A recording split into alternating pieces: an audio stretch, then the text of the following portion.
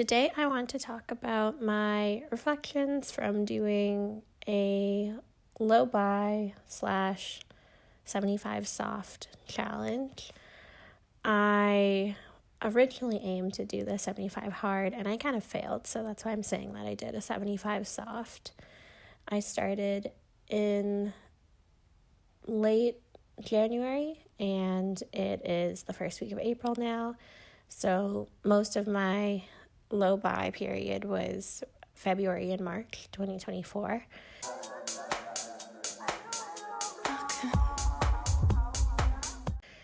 I have done this kind of thing in the past. It wasn't part of an internet trend or a challenge that a lot of other people were doing.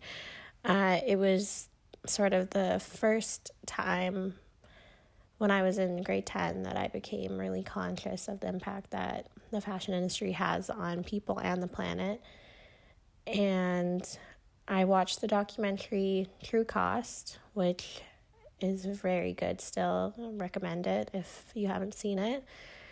But it inspired me to try to go 1 year without buying new clothing. And at the time, I grew up thrifting. My family was lower income, so it wasn't the biggest shift for me, but one of the things that did require a shift was my mentality when it came to, for me it really meant trying to not buy fast fashion. I didn't buy that much of it already, but I definitely did buy it, for example, if there's a party and I wanted something to wear that would be on trend and similar to what everyone else is wearing. I also definitely would go to the mall and things like that more socially. So I would say back then I definitely would thrift a lot of items in one go a lot of the time when I went to the thrift store. So yeah, that was how many years ago? 8 or 9 years ago at least. And that's really what got me into learning more about sustainable fashion, slow fashion. Every year since then, I would say I've learned more about the reasons why fast fashion is really harmful. I've also gotten to know my style better. I've gotten to know a lot of other aspects of the fashion industry aside from just the overconsumption, but also the paying attention to what kind of materials your clothing are made of, the quality, also just reducing the quantity overall, even if it is secondhand.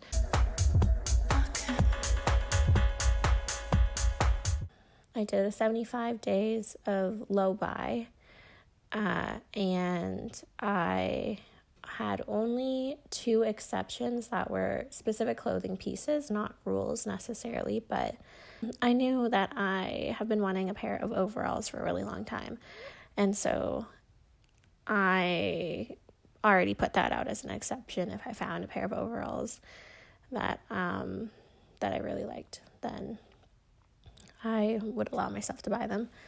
And then the other item that I had been wanting for a long time was a button-down black cotton shirt, short sleeve or long sleeve, preferably long sleeve. And so, if I found either of those items, they were very specific, and I knew that I probably would purchase them if they fit the sort of vibe that I was going for. But other than that, I was trying to reduce my purchases as much as possible.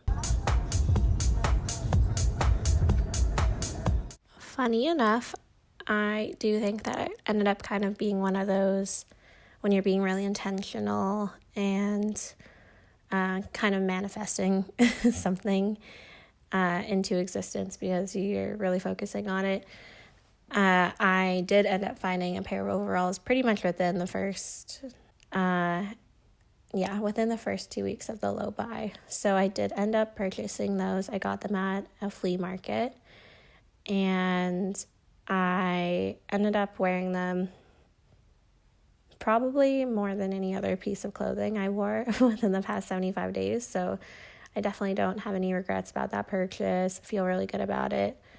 And then I went a solid month probably without buying anything else. I think one of the biggest ways that I planned to reduce my consumption over this period was to not physically go to the thrift store or consignment stores or anything like that. So I went to that one flea market early on, and then I was pretty good for a month. But then I had a friend, after we went for coffee, invite me to go to a consignment store with them. And I ended up finding a black button-down cotton shirt there. So that was the second piece that I bought that sort of broke the no buy. And yeah, then I was good for another couple weeks. And then I ended up finding online from a vintage seller that I really like.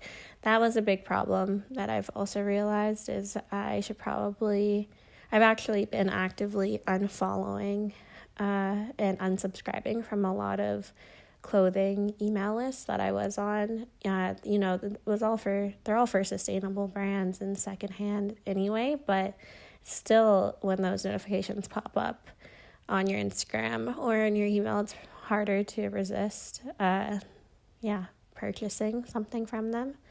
So yeah, a vintage seller that I really like ended up doing a drop of one of my favorite brands, and I did look through and I found a jacket and a t-shirt that I really, really loved. And so this was about a month and a half into the low buy. And I've really thought about these purchases. I could picture wearing both of them pretty much with anything I owned, especially the jacket. I knew I would. It was kind of filling a gap in my wardrobe. I've been really into fleeces recently, but this jacket was sort of lined and fleece looking on the outside, so it's warm, kind of perfect for spring, almost more like a bomber style, but also fleece. So I don't know, I just really loved it, and I loved the colors. It was kind of a purple and blue mix, and that goes with pretty much everything in my wardrobe, so I was pretty certain about that. And then the t-shirt, I really loved the graphic on it and the color, and I could picture myself wearing it pretty much all summer. So yeah, that was my next time breaking the low buy. And at that point, that brought me to 4 clothing items. And yeah, up until this past weekend, so the first weekend of April, that was all the clothing that I had purchased or thrifted, I guess. I did end up getting one other long sleeve black cotton shirt. So again, exactly the kind of piece I was looking for. I got it at sort of a yard sale. And yeah, it was basically pay by donation. So one of the things that I have definitely noticed about the focus on not buying too much clothing is that I went to a flea market a second time during that period, and I was mostly looking at the non-clothing items, and I ended up purchasing more non-clothing items than I usually do. I think I bought 3 or 4 items, which is kind of a lot. One of them is actually the vase there, the flowers that are dried up on the top there. And then one of them was a candle. And so, yeah, I do think that the focus on not buying clothing definitely made me realize that I sometimes just have like a desire to buy in general, which is definitely kind of weird psychologically, that we literally have a desire to just buy things every so often. And it is making me think about, why those feelings exist, why I have the desire to just purchase something when I go to a flea market, and why it's hard to resist, why it's so difficult to not just buy nothing, to just look around and have fun, but also makes me want to be more mindful about not putting myself in too many environments where the sole purpose is to buy things. And flea markets, I think that they can be fun, but they often are kind of focused on just purchasing things, even if it is homemade. And I do love looking at art and mostly end up getting like homemade things. The one I was going to, they often just have a lot of clothing too, so that's sort of why it can be hard to resist there. So that's something that I definitely noticed. Another thing that I noticed was that once I bought the black button-down shirt, that sort of made me feel more inclined to buy other things, which is interesting.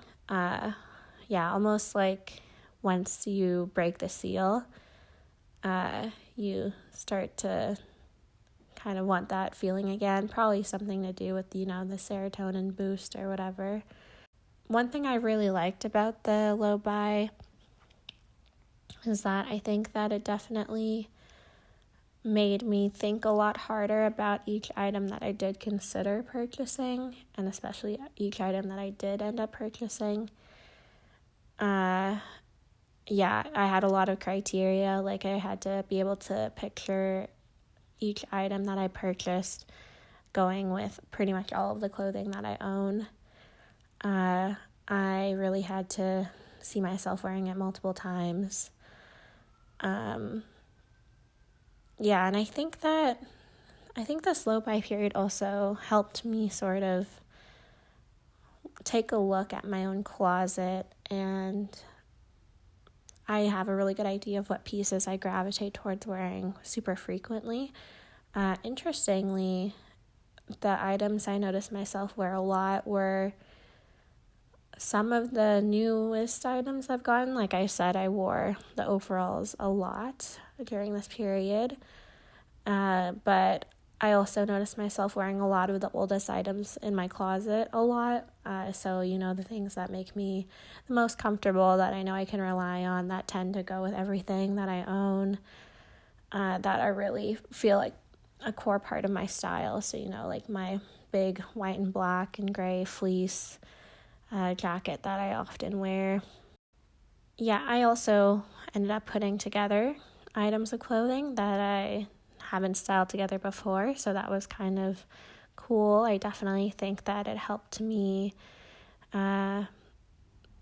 try to put new outfits together with the same pieces of clothing that I already have. And I really like that aspect of it, because looking back at the photos from this period, I think that I really like a lot of the outfits that I put together, and definitely will wear them again. And now I've been able to identify what some of those core pieces of clothing in my closet are. There was also like this pink skirt that I wore a lot, and I was looking at it and realized it's because I really like the length and the fit of it, and it's colorful, but a color that goes with a lot of other items that I own. So all of those things are really useful to know for when I'm curating my wardrobe, and knowing what other items I would get a lot of use out of.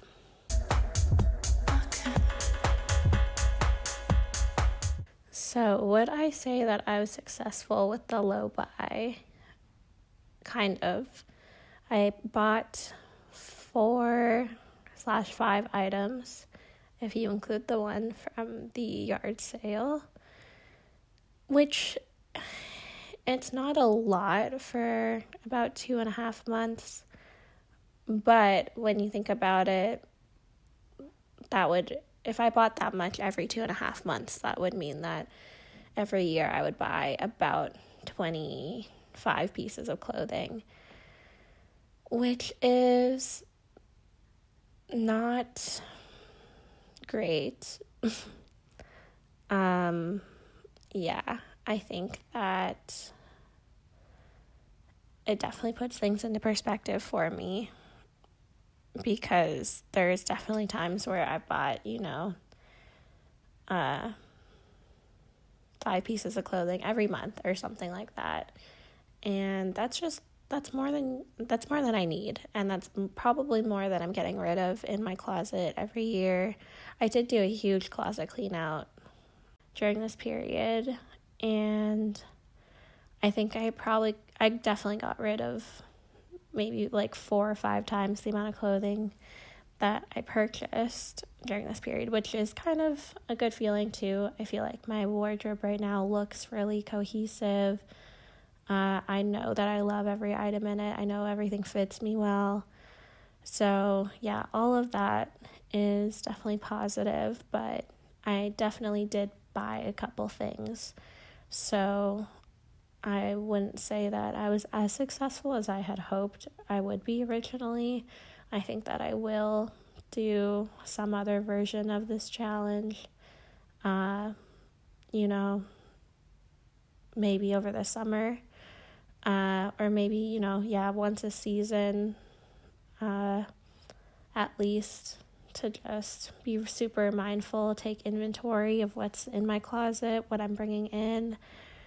And, that's the biggest part of it, I think, is just really being mindful about every purchase that you're making and not letting the sort of desire to consume drive your decisions when it comes to what you're purchasing, but let it be more of a conscious decision where you're evaluating how things are going to fit into your closet, and whether you really can see yourself wearing them multiple times and all of that. I think another part of this that I've been thinking about a lot more recently in general is that I want to be creating more than I'm consuming. And I'm someone who often doesn't consider myself a creative, whatever that means. I know I'm a creative person. I love art. I love fashion. I love making things. I love gifting things. But I think I've labeled myself as someone who's not creative just because in my everyday life, it's not the main thing that I'm doing. It's not the way I'm going about living my life necessarily, but I do have the ability to create. I do love it. It is very enjoyable. It's very healing. And it is a great way to express myself and my aesthetic and all of that. So, one thing I've been doing recently is crocheting, and I think something that's cool is that I definitely crocheted a lot more pieces than I bought or consumed in the past 2.5 months, and that's a really cool thing for me, and I'm really pleased with that fact. I ended up crocheting probably over 20 items, and I gifted most of them or sold them or whatever. So that just feels nice because it hasn't been often the case that I create more than I consume. So in conclusion, I really like the 75 hard challenge framework or format. I think that it's always good to do an inventory of what you're buying. I think it's really good to do something that has a timeline, like a challenge, if you're trying to reduce how much you're consuming. And, often these things start as a challenge, but they turn into a habit or a lifestyle. That was the case for me when I did something similar years ago. And I think that now, moving forward, I'm going to be more thoughtful about every item that I purchase. And if I ever feel like I'm starting to fall back into the rat race of just buying whenever I have that little bit of desire, then, that's probably a good time for me to do the challenge again.